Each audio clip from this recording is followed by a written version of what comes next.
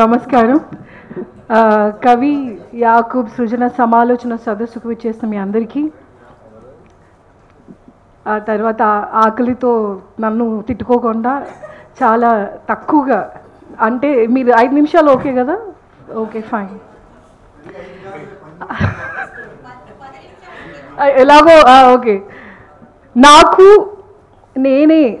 నేనేమిటి అని ప్రశ్నిస్తారు యాకూబ్ గారు. నాకు నేనేమిటి, మనందరం మనకేమిటి అని ప్రశ్నించుకుంటాం కదా. నాకు నేనేమిటి అని ప్రశ్న వేసుకున్నాను. జవాబు ఇదిగో ఇలా చెప్పుకున్నాను. ఏమని అంటే, నువ్వు ఒక పచ్చని చెట్టు అయితే పిట్టలు వాటంతట అవే వచ్చి వాలేను అని. నువ్వు ఒక పచ్చని చెట్టు అయితే పిట్టలు వాటంతట అవే వచ్చి వాలేను.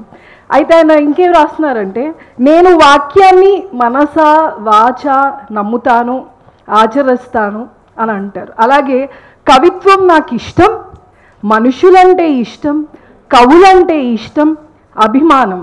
కవిత్వం ఎల్లడలా ఉండాలని, విస్తరించాలని నా తాపత్రయం. కొత్తగా రాస్తున్న వాళ్ళు రాయగా వాళ్ళు మంచి కవిత్వం రాస్తారని వాళ్ళ పట్ల నాకు కన్సర్న్ ఉంటుంది. ఓకే, సో కలపడం ఇష్టం. కవిత్వం మనుషుల్ని కలుపుతుందని, వాళ్ళ మధ్య మానవీయ బంధాన్ని నిర్మిస్తుందని నా నమ్మకం. జీవితం నాకు అది నేర్పింది, దాన్నే ఆచరిస్తున్నాను అని అంటారు కవి యాకూబ్ గారు. సో ఇంత స్పష్టంగా మనం ఎందుకు రాస్తున్నాం అనే దాని పట్ల ప్రస్తుతం ఉన్న కవులకు అంత అవగాహన ఉందో లేదో నాకు తెలియదు, కానీ చాలాసార్లు మనకు ఎదురయ్యే ప్రశ్న ఏంటంటే, నువ్వు ఎందుకు రాస్తున్నావు అని అడుగుతారు. ఇప్పుడున్న తరంలో కూడా చాలామందిని మీరు ఎందుకు రాస్తున్నారు అని ప్రశ్నిస్తే వాళ్ళ దగ్గర సమాధానం లేదు. ఈ ప్రశ్న నాకు కూడా 2012లో విల్సన్ సుధాకర్ తులిమల్లి అని ఆయన వేశాడు. అంటే కొత్తగా అప్పుడే ఫేస్బుక్లో, అసలు నువ్వు ఎందుకు రాస్తున్నావు నీకు తెలుసా అని. సో అలాగా మనల్ని మనం ఎదురుగా నిల్చొని ఒక ప్రశ్న వేసుకున్నప్పుడు ఆ ప్రశ్నకి ఇంత స్పష్టంగా కవి యాకూబ్ గారు ఆయన సమాధానం చెప్పినట్టు చూస్తాం. సో నన్ను మాట్లాడమన్న అంశం తీగల చింత. సో టైటిల్ అదే చెప్తుంది కదా, తీగల చింత. తీగలు ఏం చేస్తాయి? కలుపుతాయి, లేదా ఒకవేళ చెట్టులాగా అనుకున్నా కూడా ఒక చెట్టుకున్నటువంటి బంధాన్ని తెలుపుతాయి. సో ఈ తీగల చింత పుస్తకం గురించి మాట్లాడమన్నప్పుడు, తెలుగు సాహిత్యంలో ప్రజాదృష్టి అనేది కేవలం రాజకీయ ఉద్యమాలకు మాత్రమే పరిమితమై లేదు.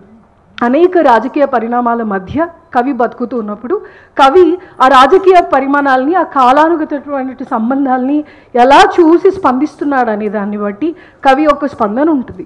సో కవి యాకూబ్ గారు ఈ కాలాన్ని ఎలా రికార్డ్ చేస్తూ వచ్చారంటే, ఇందాక మన బండారు బాగా చెప్పాడు. ఏం చెప్పాడు అంటే, అరికాళ్ళకు కనుక చెమట పడితే ఆ చెమటని, అంటే అంత ఆ భావోద్వేగం అనేది ఇంకా హయ్యెస్ట్ ఫామ్, ఇంకా నేను ఎక్స్ప్రెస్ చేయకుండా ఉండలేను అనేటువంటి ఆ సందర్భాన్ని యాకూబ్ సార్ మొత్తం ఇదంతా సమగ్ర సాహిత్యం చదవండి వీలైతే. మీరు ఏమి కష్టపడాల్సిన అవసరం లేదు. సున్నితంగా ఇక్కడ అంతా స్టూడెంట్స్ ఉన్నారు కాబట్టి వాళ్ళ గురించి మాట్లాడుతున్నాను నేను. చాలా చక్కగా మన పక్కన కూర్చొని మన అన్నయ్యో అక్కయ్యో లేదా మన పక్కన మన చుట్టుపక్కల జరుగుతున్నటువంటి వాళ్ళు మనతో చక్కగా ముచ్చట పెడుతున్నట్టుగా గద్దించి చెప్పరు, చాలా ప్రేమగా చెప్తారు. సో ఈ ఏదైతే ఉందో ఈ తీగల చింత అనేది ఒక ప్రజల జీవనానుభవాన్ని, భాష, మతం, వర్గం, ప్రేమ, అలాగే వీటన్నిటికీ సంబంధించినటువంటి ఒక మౌనాన్ని అనుభవిస్తున్నటువంటి ఒక పౌరుడు, ఈ దేశ పౌరుణ్ణి నేను అని ప్రతిసారి స్క్రీమ్ అవుట్ చేసి అరిచేటువంటి ఒక వ్యక్తి మౌనంగా కూడా నేను విప్లవాన్ని తేగలను అనేటువంటి ఒక భాషతో, సున్నితమైన భాషతో ఈ తీగల చింత రాసినట్టుగా మనం చూస్తాం. సో ఈ తీగల చింతలో ఏం కనిపిస్తుంది మనకి అంటే, it's people literature as method a theoretical frame అని అంటారు. అంటే ఇందులో ఉన్నది ఏంటి? ఫస్ట్ అంటే people's literature as a method, అంటే ప్రజలే ఆయన సాహిత్యం. ప్రజలని మాత్రమే ఆ తీగల చింతలోకి తీసుకొచ్చాడు. ఈ 4 పుస్తకాలతో, అంటే తీగల చింతకు వచ్చేవరకు ముందు పుస్తకాలకి ఇక్కడికి యాకూబ్ గారిలో ఒక సూఫీ తత్వం వచ్చేసింది, విపరీతమైనటువంటి సున్నితత్వం వచ్చేసింది. ఆయన ముందు మాటలు ఆయన రాసుకుంటారు, నేను చిన్నపిల్లలాగానే ఉండడానికి ఇష్టపడతాను, నేను అది పెద్ద పరిణితి చెందిన వాడిలాగా నన్ను చూసి అనేవాళ్ళు అనుకోండి, నాకు ఇలా ఉండడమే ఇష్టం అని. మీరు గమనిస్తే వచ్చిన వాళ్ళని ఆలింగనం చేసుకోవడం, వాళ్ళని పట్టుకొని కౌగిలించుకొని ముద్దు పెట్టుకోవడం, ఇలాంటివి మనిషి తాలూకా స్పందనలు. కానీ ఈ మానవీయ స్పందనల్ని మనం ఈ మధ్య మన చుట్టాలతో కూడా మనం కలుపుకోవట్లేదు. అందుకే ఆయన ఏం రాయాల్సి వచ్చింది చివరికి అంటే మనుషులు రా ఉండండి రా, మనుషులమనే మర్చిపోతున్నాం మనం అనేటువంటి ఒక భావోద్వేగాన్ని ఆయన చివరి లాస్ట్కి మనుషులు అనే పుస్తకం వరకు తీసుకొని వచ్చినట్టుగా మనం చూస్తాం. అయితే ప్రజా సాహిత్యం అంటే కేవలం శ్రామికుల గీతమే కాదు, అది ప్రజల యొక్క ఆలోచన, వ్యక్తిత్వం లేదా సంస్కారం లేదా వేదన యొక్క సాహిత్య రూపాన్ని, దాని ఆత్మని తీసుకొని రావటం.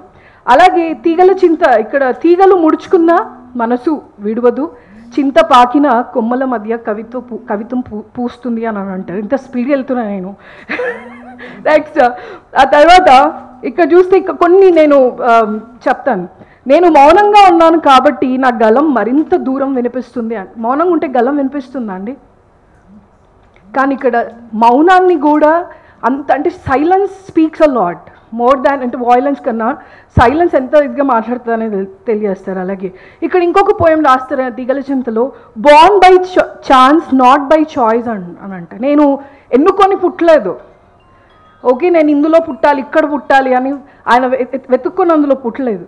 ఇంకా ఒక దగ్గర ఏం రాస్తారు, లివ్ యాజ్ అన్ ఆరో mark even if the boat forgets you. నువ్వు ఒక బాణం గుర్తులాగా జీవించు.